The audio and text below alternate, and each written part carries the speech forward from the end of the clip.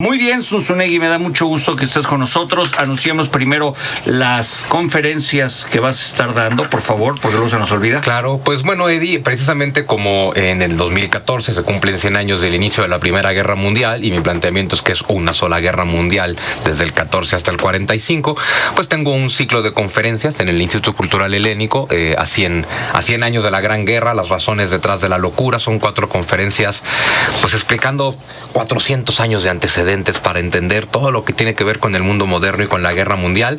La primera fue el miércoles pasado, fue un exitazo ahí en la Capilla Gótica del Instituto Cultural Helénico, y la segunda va a ser el 12 de marzo, miércoles 12 de marzo a las 7 de la noche, ahí en el Helénico. Por supuesto ya se lo seguiré recordando, y bueno, luego tenemos otra en abril y otra en mayo, pues todo en torno a esto de la guerra mundial. Aquí la anunciamos porque la gente estaba muy pendiente de ti, Sun Tzu, y ya les expliqué que todo había estado perfecto, que ya te sentías bien, que ya no te iba a dar vino en cabina. Como verás, no he dejado que traigan el vino.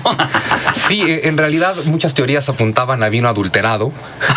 Oye, yo me tomo lo de Sun Tzu, para que no se desperdicie, no te preocupes. ¿Tú te lo tomas? No a Sun Tzu. La ración de vino que le toca a Sun Tzu. ¿Está su novia? Claro, no, me van a pegar. El jueves me pegó mi mamá, la tenía acá atrás. Hoy tengo a la novia de Sun Tzu. Imagínate, nada más. Por favor. Pero ya llegó el vino, mira, Carmen Escalante, sí, pero y Mauro ya nos trajeron del restaurante Logia el vino. Gracias, Carmen. Qué miedo. Y qué miedo, y ahorita lo vamos a probar. Muy bien, Sun Tzu. ¿Por qué carajos dices que tiene 100 años la guerra mundial? Pues, Eddie, ¿cuándo empezó? 1914, y estamos en el 2014. Si Pitágoras no era un vil y vulgar tamalero, son 100 años. No. Bueno, sí, la Primera Guerra Mundial, más no la Segunda. Por eso te digo que... Entonces, que es una sola guerra mundial. Es que mira, el planteamiento que yo hago es que es una sola guerra mundial de 30 años. Y aquí es por varias cosas muy importantes. Voy a señalar 2. En ambas guerras, con ambos episodios, son los mismos contra los mismos. Estamos hablando de Rusia, Francia, Inglaterra y Estados Unidos contra Alemania. Esas son las 2 guerras mundiales. Es una gran guerra mundial contra Alemania, en realidad. Es la misma guerra, los mismos contra los mismos, las mismas causas, las mismas consecuencias. Y aquí es importante decirle a la gente que hay que recordar que la historia es una narrativa construida por los historiadores. Es decir, los historiadores le ponen los títulos a los eventos históricos después, ¿no? Tenemos una guerra que se llama la Guerra de los 100 años en la Edad Media, que no quiere decir que durara 100 años. Quiere decir que hay una serie de conflictos y batallas a lo largo de 100 años que los historiadores engloban como una sola guerra, precisamente porque son los mismos contra los mismos por las mismas razones y con las mismas consecuencias, ¿no? Igual que la guerra de los 30 años en el siglo XVII, no son 30 años de batallas, pero son 30 años de un mismo conflicto de toda Europa contra la familia Habsburgo. Entonces los historiadores lo engloban en una sola narrativa. Por alguna razón que yo no acabo de entender, en el tema de la guerra mundial nos hablan de 2 guerras, pero en realidad precisamente el tema es una sola guerra mundial que tiene que ver con algo fundamental, que es el surgimiento de Alemania como Estado. Yo creo que para entender bien la guerra mundial hay que entender toda la historia de la nación alemana en Europa, prácticamente desde el siglo V, pero sobre todo desde el siglo XVI, cuando se empieza a descomponer el imperio germánico, hasta 1871, cuando surge Alemania como el gran imperio alemán. Una Alemania que, fíjate qué interesante, cuando Alemania nace en 1871, nace como potencia industrial. Las potencias de la época eran Inglaterra, Francia y Rusia, en ese orden. En primer lugar Inglaterra, luego Francia, luego Rusia. Cuando nace Alemania, nace con un poder industrial mayor que el de Inglaterra. Es decir, Alemania nace y desplaza a las 3 potencias. Desplaza a Inglaterra, desplaza a Francia, desplaza a Rusia, y luego ¿quién le declaró la guerra a Alemania en 1914? Inglaterra, Francia y Rusia.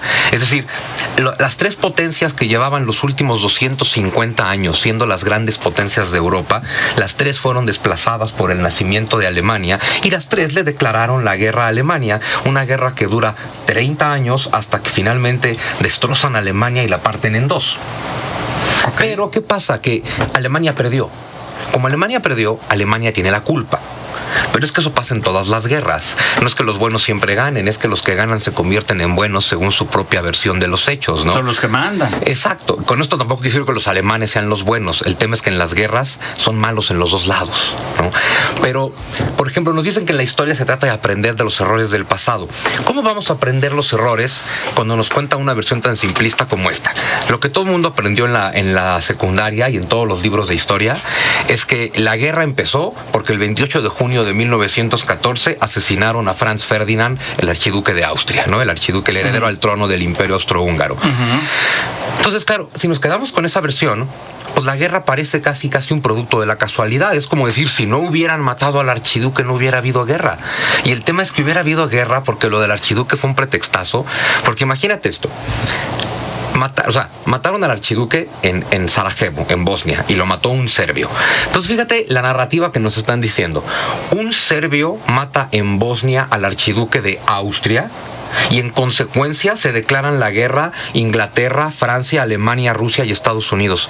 Que alguien me explique dónde está la relación entre que asesinen al archiduque de Austria en Bosnia en manos de un serbio y que se declaren la guerra a todas las potencias de la época, y una guerra que en los 30 años que va de 1914 a 1945 hablamos de 170 millones de soldados en Europa.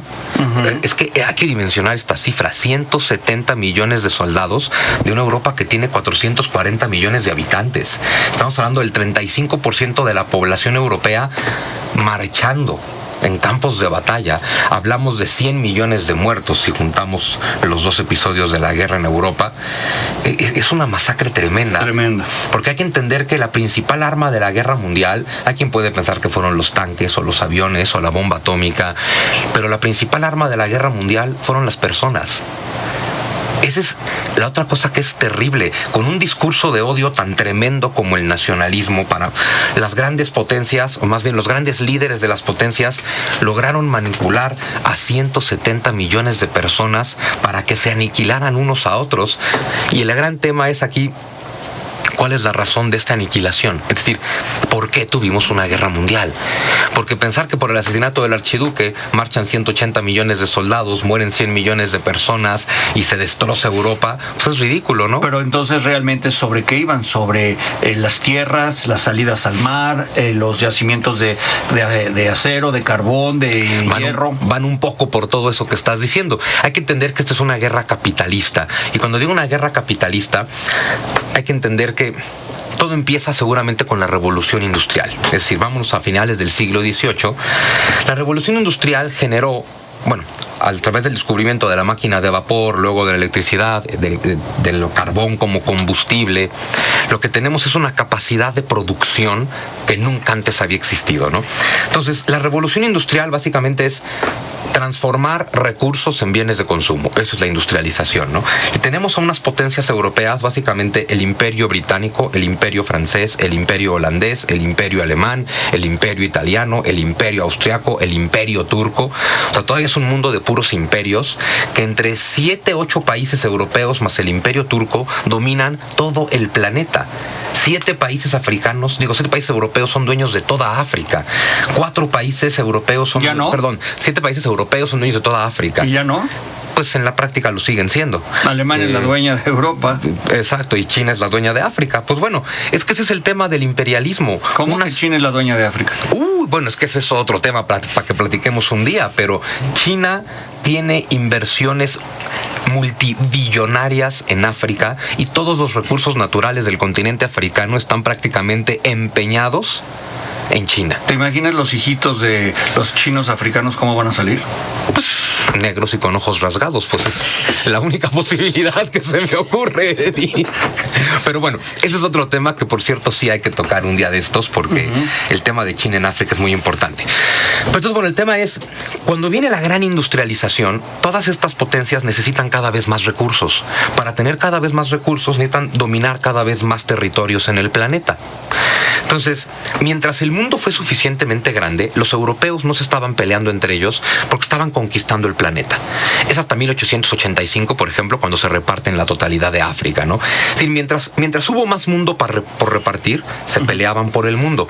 Cuando todo el mundo estaba repartido y ellos seguían teniendo necesidad a cada vez más recursos, entonces tuvieron que pelearse por repartirse el mundo. Pero a ver, ya pasó la primera, ya está la Primera Guerra Mundial, ya se pelearon, ya Francia, Inglaterra y Rusia se pelearon con Alemania. Luego... Bueno, pues ¿qué tenemos? Que en la Paz de Versalles, la que se firma en 1919 después de la primera parte de la guerra, de la Primera Guerra Mundial, a Alemania le quitan territorio, población, recursos, le imponen una deuda de 220,000 millones de francos, es decir, destrozan prácticamente a toda Alemania. Alemania tuvo una devaluación de grado tal que comprar un hot dog costaba 2 millones de marcos. Digo, nada más para que... Bueno, pues es que no compras en Alemania hot dogs, compras hamburguesas. Por supuesto, pero esa costaban 2,5 millones. O sea, es una cosa tremenda. Y sin embargo, Alemania se reconstruye en tiempos de los nazis, con todas las cosas terribles que podemos decir de Hitler. Algo hacía bien en términos económicos, claro, con discursos de odio también, pero levanta a Alemania, la vuelve a convertir en potencia, y entonces una vez más Inglaterra, Francia y Rusia le vuelven a declarar la guerra, vuelven a destrozar a Alemania, la parten en dos. Tuvimos partida Alemania durante 40 años, y luego no hay que olvidar que cuando Alemania se quiso reunificar en 1990, tuvo que pedirle permiso a Rusia, a Francia y a Inglaterra. O sea, los que destrozaron Alemania en la Guerra Mundial eran los que tenían que autorizar que Alemania se volviera a unificar. Y los franceses no querían, François Mitterrand estaba en contra. Finalmente, pues Alemania se unificó, y la gran paradoja es que hablamos de 30 años de guerra en contra de Alemania para que Alemania no dominara Europa, y hoy Alemania domina Europa. Así es. Y una mujer, además. Y una mujer. ¿Te imaginas lo que es eso? Oye, pues qué bien. ¿Cómo No, qué bien, pero el tema es que... Oye. El tema es que yo creo que sí les duele, ¿eh? Los machos no acaban de aceptar el asunto de las mujeres, ¿no? Entonces, bueno, el tema es que es una guerra entre imperios, es una guerra de potencias, es una guerra entre capitalistas, es una guerra donde la élite burguesa de Europa, los grandes capitalistas de Europa necesitaban recursos, y entonces los gobiernos de estas potencias que representan a sus capitalistas se declaran la guerra.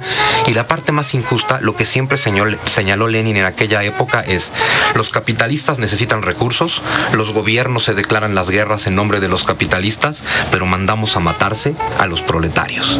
Entonces es con un discurso nacionalista mandar a 100 millones de proletarios a matarse para que las élites capitalistas de Europa se enriquezcan. Eso fue la guerra mundial.